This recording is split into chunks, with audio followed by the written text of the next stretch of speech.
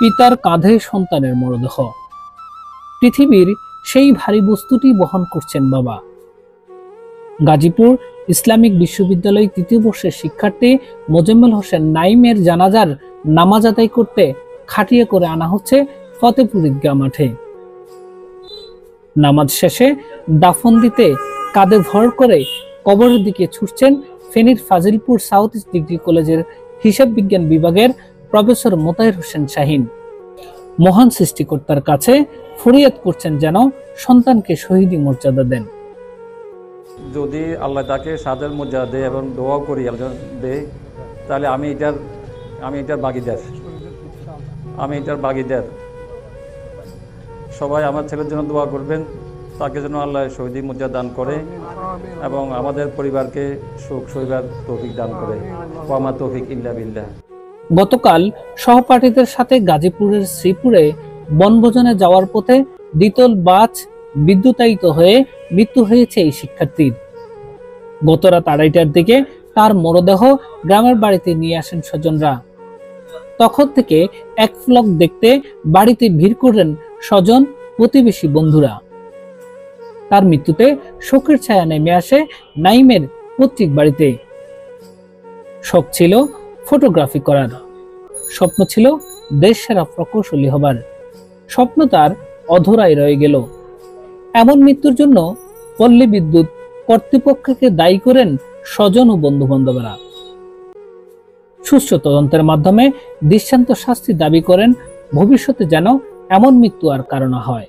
যে 460টা ছাত্র বনভোজনে গেল, সিকিউরিটি কি, ফার্স্ট এইড কি, ওদের কিছুই ছিল না। এখানে গভর্নমেন্ট নেগলেন্সি 100%, ইনক্লুডিং ড্রাইভার।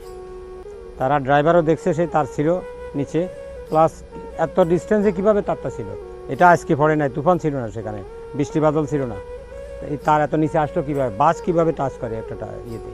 এটা fully responsible electricity department, that means সরকার। অবশ্যই হচ্ছে ভার্সিটি কর্তৃপক্ষ এটা নিয়ে দেখা উচিত যে এখানে দায়ী কারা, সেটা নিয়ে অবশ্যই তদন্ত হওয়া উচিত আমার মতে। কারণ যদি মানে এত হাই ভোল্টেজের তার, আমি অত বেশি কিছু যদি আমার নলেজে নাও থাকে, অ্যাটলিস্ট এত হাই ভোল্টেজের তারে ভালো রকমের প্রোটেকশন থাকা উচিত ছিল। ওরা কখনো এক্সপেক্টেড না।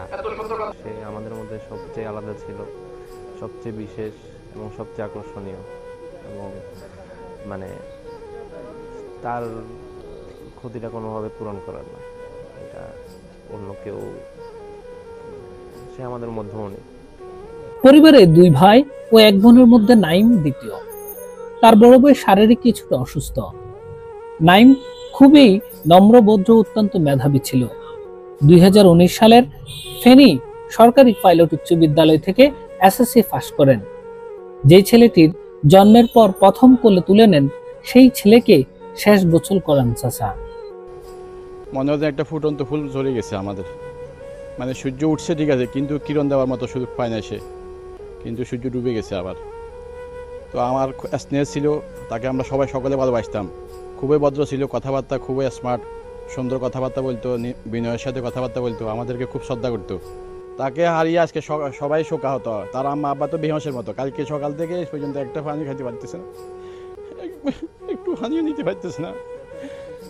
সরকারের কাছে বিচার চাই আর কি। এই যে পল্লী বিদ্যুতের তারটাই করে ফেললো, এটা পর্যন্ত ঠিক করলে তো মোটামুটি আমার বাচ্চারা এই অল্প বয়সে চলে যেত না। সকালে ফতেপুর কেন্দ্রীয় ঈদগাহ মাঠে জানাজা শেষে দাদা দাদির কবরের পাশে শায়িত হলেন মেধাবী এই শিক্ষার্থী নাইম। গাজীপুরের শ্রীপুরে বনভোজনে যাওয়ার পথে দ্বিতল বাস বিদ্যুতায়িত হয়ে বিশ্ববিদ্যালয়ে 3 শিক্ষার্থীর মৃত্যু হয়েছে।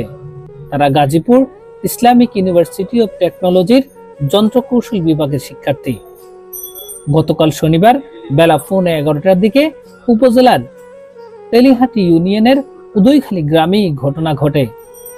নিহত অন্য 2 শিক্ষার্থী হলেন মোহাম্মদ মুস্তাকিম মুহিম ও জুবাইর রহমান।